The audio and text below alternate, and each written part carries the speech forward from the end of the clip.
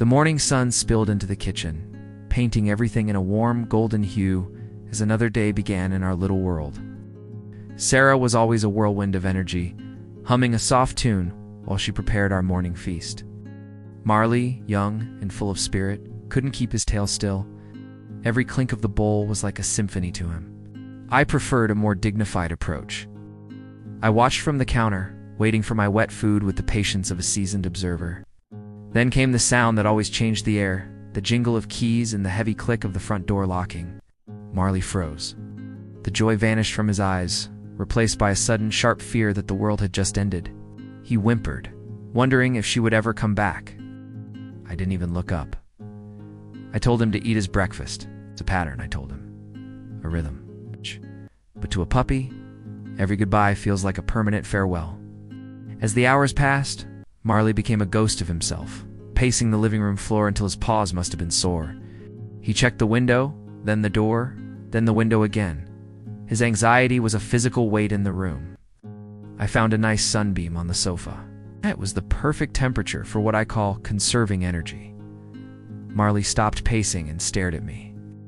He couldn't understand how I could be so still while our human was gone. I realized he didn't need a lecture. He needed a lesson. I decided it was time to show him the art of waiting. I led him to the big bedroom. It's the safest place in the house, filled with the scent of the person we love most. Marley hesitated. He knew the no dogs on the bed rule. But rules are different when the house is empty. I told him his paws were clean enough. He climbed up, moving as if he were walking on eggshells. I explained that I wasn't just sleeping. I was keeping watch over the shadows and sounds so he didn't have to. For the first time all day, Marley's breathing slowed. He put his head down and finally felt the stillness. But the peace didn't last. The sky outside began to bruise, turning a deep, angry purple as clouds gathered. A crack of thunder ripped through the silence. Marley bolted, scrambling to find a place to hide. He was trembling, his tail tucked tight. To him, the world was falling apart, one boom at a time. I walked over to him. I didn't hide. Stood my ground, showing him that the house was still strong. I told him that most fears are just like this storm. They are much louder than they are actually dangerous. In a rare moment, I touched my nose to his.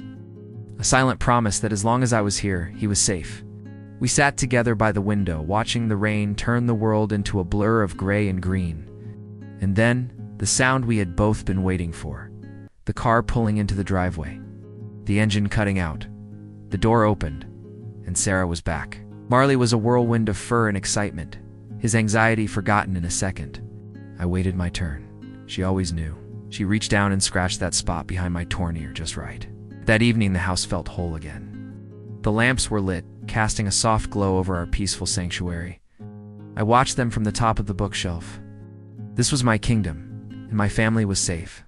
Later, the moon rose, silvering the puddles in the garden. Marley hesitated at the back door, staring into the dark. I sat by the door and promised him, if the dark gets loud, I will be louder. He believed me. He dashed into the yard, splashing through the water and chasing the moonlight with newfound courage. I stayed at the threshold, a silent sentinel in the night. Because that is the way of Chewie.